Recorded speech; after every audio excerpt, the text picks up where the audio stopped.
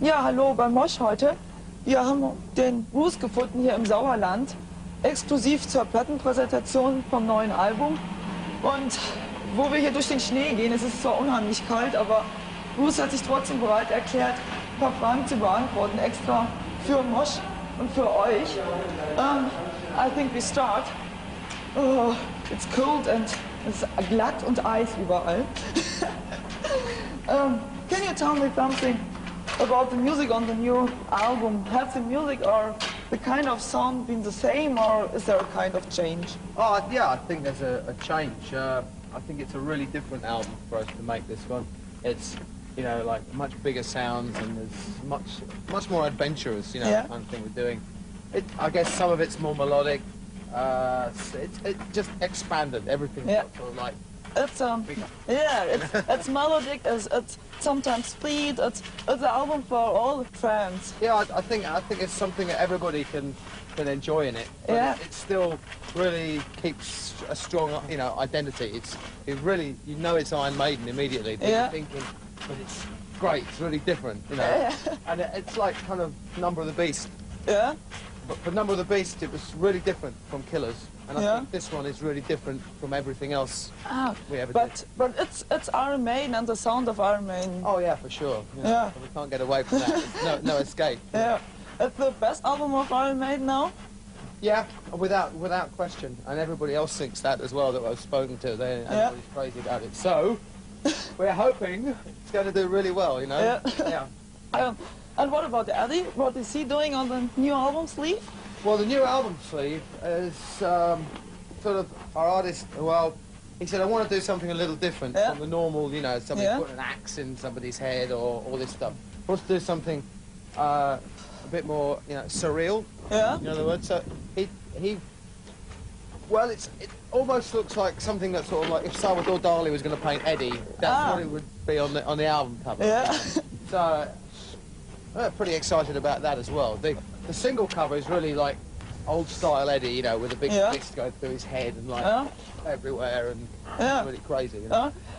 To the album sleeve, I have a complete question, because I think through the years the character of your mascot Eddie has gone through some changes. He started off as some ordinary guy from the street. I mean, with ordinary, not the who he looks. Yeah.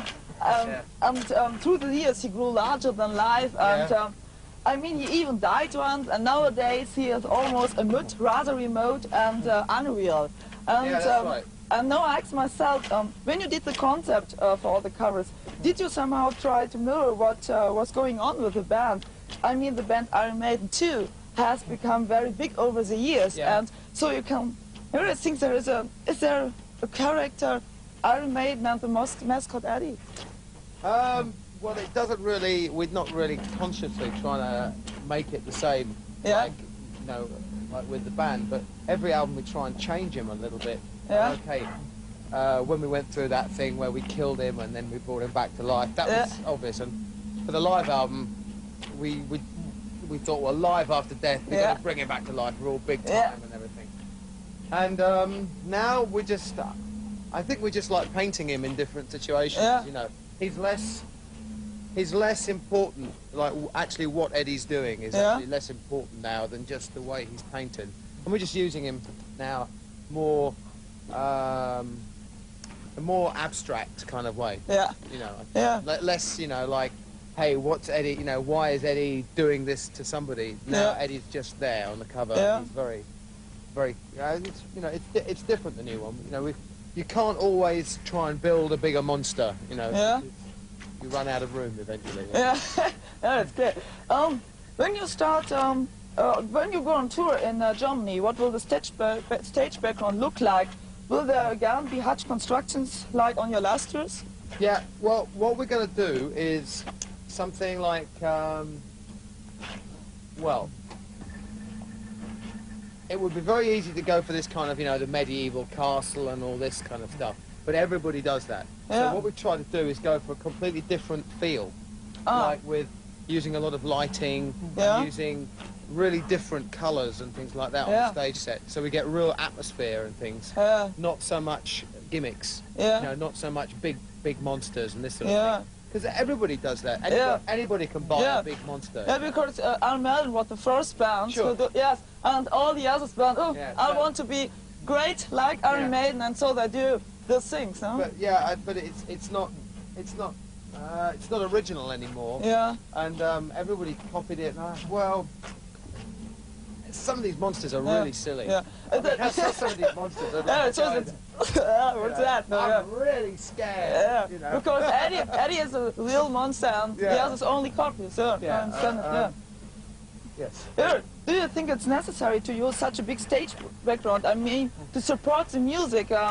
Isn't there the danger that the kids' attention is more drawn to the show and not to the pure music? Yeah. Or sometimes maybe I think that's possible. That's why we changed everything for this stage show, where we're going to have more atmosphere to go really with the music. Yeah. We're really going to put a lot of